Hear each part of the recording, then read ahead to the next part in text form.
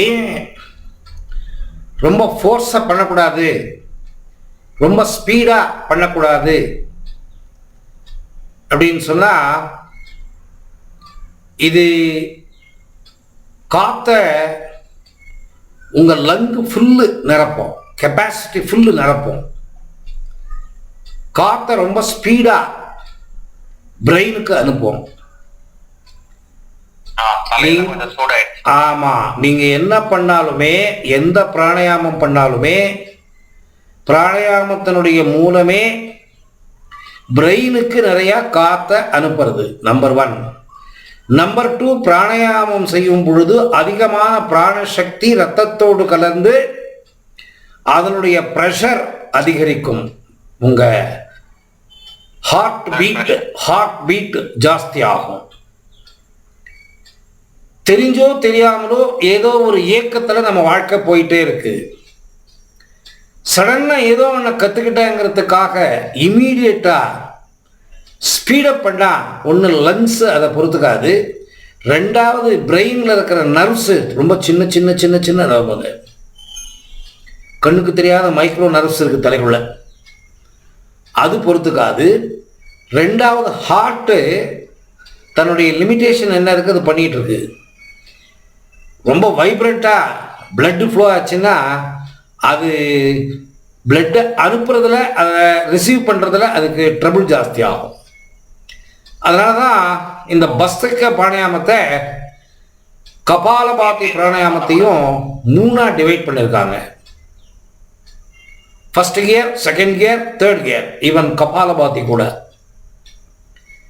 First gear நிதானம், second gear அதை விட கொஞ்சம் ஸ்பீடு, 3வது கியர் இன்னும் ஸ்பீடு. ஆனால் எடுப்புலையே 1 2 3 கியர் பண்ணக்கூடாது.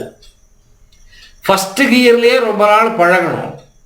ஃபஸ்ட்டு கியர் ஒத்துக்கிட்ட பின்னாடி நிதானமாக கியரை மாற்றணும். நம்ம வண்டி கற்றுக்க கூட நம்ம பக்கத்தில் டிரைவர் உட்காந்துருப்பான், ஒரு வாரம் 10 நாள் 15 நாள் பேஜாராக என்னன்னா ஃபஸ்ட்டு கியர்லேயே ஓட்ட வைக்கிறான், நம்மளை இப்படியே வீட்டுக்கு வச்சுருவா போட்டுருக்குன்னு நாம் நினைப்போம். ஆனால் அவன் செகண்டு தேர்டெல்லாம் போட வைப்பான் நம்மளை. அது கடைசியில் தான் கொடுப்பான், செகண்ட் கியரு தேர்ட் கியரு மாற்று அப்படிமா. அந்த மாதிரி எதுவுமே எடுப்பில் அதிக ஸ்பீடில் பண்ணக்கூடாது. இப்போ நீங்கள் செஞ்சீங்க, நான் பார்த்தேன் சொன்னேன், நான் பாட்டுக்கு யூடியூப்பில் இருக்கிற வீடியோ அனுப்பிச்சிட்டு நீங்கள் பாட்டுக்கு ஏதோ நான் பண்ணேன்னு சொல்லி நீங்கள் பண்ண, இல்லை வேறு ஏதோ வீடியோ பார்த்துட்டு அந்த மாதிரி பண்ண, உயிர் போகாது. அதனால் நிதானமாக தான் போகணும். ஈவன் யோகாசனம் கூட, நீங்கள் யோகாசனா கிளாஸுக்கு போனீங்கன்னா எடுப்புலேயே ரொம்ப உங்களை பண்ண வைக்க மாட்டார். நிதானமாக உங்களை இழுத்துட்டு போய் 1 மாதம் 2 மாதம் 3 மாதம், அவ்வளோதான் உங்களுக்கு ஆச்சரியமாயிடும். என்னடா பெண்டே ஆகலை, இன்னைக்கு ஃபுல்லு பெண்டாருனேன் நான், திரும்பினா முதுகு வலிக்குமே, முதுகு வலியெல்லாம் போயிடுச்சே பாருங்க. அது முதல் நாளே பண்ணியிருந்தா கால் முதுகு எல்லாமே பிடிச்சிக்கும். யோகாசத்தினுடைய பிரின்சிபிளே நிதானமாக பண்ணுறது, ரஷப் இல்லாமல் பண்ணுறது தான் யோகா. ரைட். சில சமயத்தில் சில விஷயம் நமக்கு தெரியும், யாரோ சொல்லியிருப்பாங்க, நம்மளை கைட் பண்ணியிருப்பாங்க, ஒன்று அதை மறந்துருப்போம், அதான் இல்லைன்னா செய்யறதையே விட்டுட்ருப்போம். இது 2 பண்ணப்போ என்ன ஆகுன்னு கேட்டிங்கன்னா, அவர் இப்போ நான் உங்களுக்கு சொன்ன மாதிரி உங்களுக்கு யார் சொல்லி கொடுத்தாங்க, அவர் சொல்லி கொடுத்துருப்பாரு, அது மறந்து போயிருக்கும். இப்போ நான் சொன்ன உடனே இமீடியட்டாக பிக்கப் ஆகிடும். ஓ கரெக்டாக அவர் சொன்னார், சொல்லியிருக்காங்க.